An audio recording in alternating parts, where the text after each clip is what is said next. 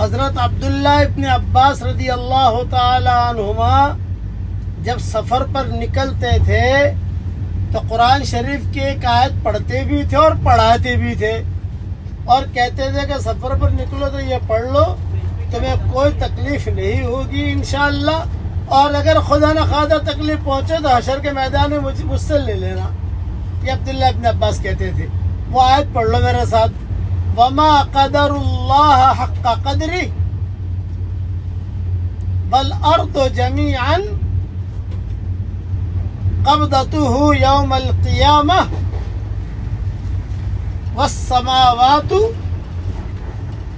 مَطْوِيَّاتٌ بِيَمِينِهِ سُبْحَانَهُ وَتَعَالَى عَمَّا يُشْرِكُونَ۔ یہ آیت یاد کر لیجئے، 24 پارے کی آیت ہے۔